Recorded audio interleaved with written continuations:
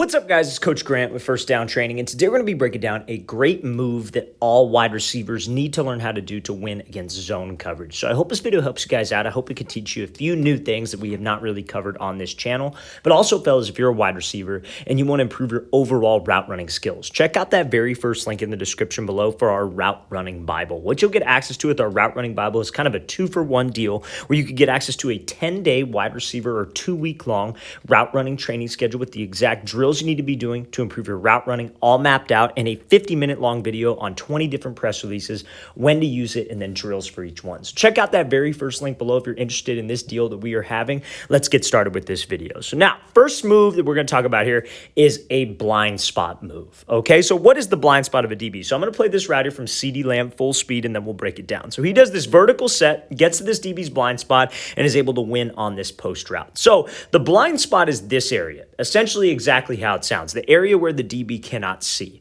Now, anytime that you guys are running an inside breaking route against a zone coverage DB, that is probably where you want to attack. Obviously, if he's way off and you're running like a slant route, that doesn't apply. But if you're running a route, like let's say it's like a 12-yard, like you're breaking at 12 and you're running this post, and that DB's sitting at 8 yards, you're going to have to attack that blind spot. Or maybe he's in a press bail situation like this. But why do we want to do it? And it's simply to sell the fade. When it comes down to route running, fellas, 99% of the time we are trying to be a salesman. We are trying to sell something. Whether that's on a double move, I'm trying to sell like a slant or a post and then turn it into a corner, turn it into a go. But on most routes, I'm trying to sell a fade. And that is what the blind spot can help with. So when we see a DB here, how do we know when he's in zone?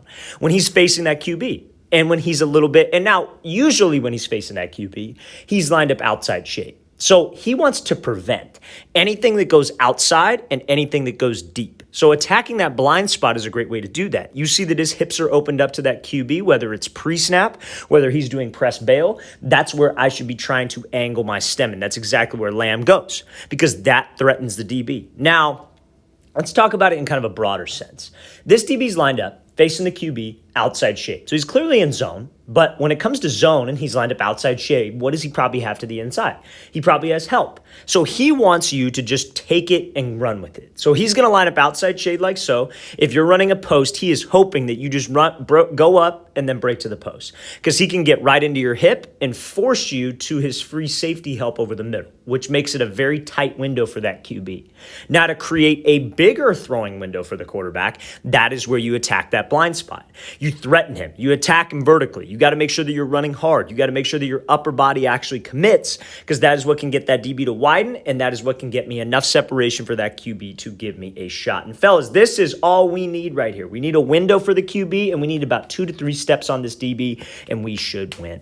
Let's play this thing again full speed one more time, and then we're going to talk about 2 more examples of how you guys can attack the blind spot and be a little bit more creative with your process of attacking the blind spot. So now this is an example here from Sky Moore running kind of like this stop route. Some might think of it as like a deeper hitch route, but he gives a little stutter move when this DB is in a press bail look. So pre-snap, I come up.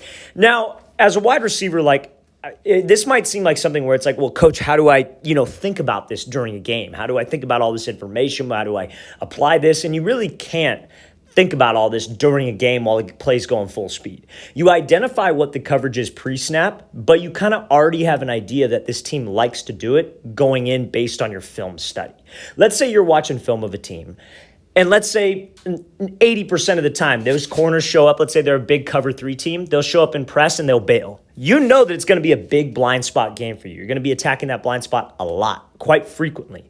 So when we see this pre-snap look of this press bail facing to the inside, and I have a route like a stop route, like a dig route, like a curl, a comeback is what we will discuss in a second when you have an outside breaking route and how to attack the blind spot. But when I have that type of route, what Sky Moore does right here is he gives a little stutter move because the whole point of attacking this blind spot is to sell what? It's to sell the fade, right? So what is every DB afraid of in zone coverage? Getting beat deep and a double move, right? Them stopping their feet and getting beat on a hitch and go or a stutter go. So you can add that little stutter or tempo change to any route that makes sense in terms of timing wise to attack that blind spot. You can kind of add that in to threaten him more because when he gives this little stutter, Stutter bursts up vertical to that blind spot. What do you think this DB's thinking? He's thinking, oh shit, I don't want to get beat on the fade. So he's going to overcompensate for it, try to run out of there, and that is what can get me separation. When you guys can break and this DB has no idea where you're at, or he kind of has an idea of where you're at, but he's not seeing you get in and out of the break, you will get separation. It's just on the quarterback to give you a good ball and put the ball out there on time. So fellas, when we're attacking that blind spot, you could give a little stutter move if you want to try to create some space. Now, would I use a stutter move if I had to run like a post or like maybe like a timing route, like a post or maybe like a quick out route? No, because that would screw up the timing of the play. If Sky Moore had to run like a post route right here, he could very easily just burst to that blind spot and go full speed. He doesn't need to do the stutter move because that would just screw up the timing with that quarterback. Especially against zone, everything is based off of steps, everything is based off of timing. So that QB is expecting you to break at a specific time. Do not try to get too creative with this, but on a route like a stop route, a curl, a dig, maybe routes that aren't thrown right away, right off the break, you can absolutely add that stutter or that tempo change to this specific technique. Let's play this thing again, full speed one more time. Great job by Sky Moore using that stutter move to even more so threaten that blind spot and get him in and out of that break. All right, so now this example, this is going to be a comeback route. Now, I want you to pay attention to a couple things here before I play this thing full speed. Look at where Amari Cooper is lined up on the field. Here are the bottom of the numbers, and then he is all the way out here. So number one, that DB's lined up outside shade. I don't necessarily agree with him being outside shade right here because why would we run an outside breaking route with this wide of a split? And I'll tell you why he's lined up like that, probably because of film study, because he's probably seen the Cowboys on film line up in this specific split, that specific formation, and that's why he's lined up outside shade. So just because your split is a little bit wider, don't expect, you could still see a different type of coverage, especially if you have tendencies as an offense. I want to talk about that number one. Okay, so number two, let's talk about the route concept here. If you have to run a comeback route, you are extremely wide. You're that furthest outside wide receiver. A comeback is usually, let's say it's like 15 back to 12. It is usually 15 back to 12. But that's what I'm talking about. The back to 12 part is where a lot of people go wrong. They don't give the QB enough space to throw them open. Because what they will do is they'll see this coverage and they will go straight to the blind spot. But guess what? This DB's outside shade, so what do you think he's going to do? He's going to keep his outside leverage. So if you just go straight to the blind spot, DB's going to widen. And so then when you snap this route off, you have no space. QB has no space to lead you, and that just makes it easier for the DB to recover. So what does Amari Cooper do correct here? Let's play this full speed. He doesn't go at the blind spot right away. He gives himself some room to be able to run out of the break. That is what a smart receiver will do. Now, do I necessarily think that he probably could have snapped down right here when he got to the depth and continued to push vertical? Did he have to go to the blind spot? No. But it's just another creative way of running this route. What I normally teach is that if you have this outside shade guy, I'm saying push vertical till you get to the depth, get his hips to open up, and then snap down, give your quarterback more space. But if you are going to attack the blind spot, and that's part of your game, trying to make your routes look the same, trying to make it look like how you would run a fade, and you get to that blind spot, just make sure we don't go straight there.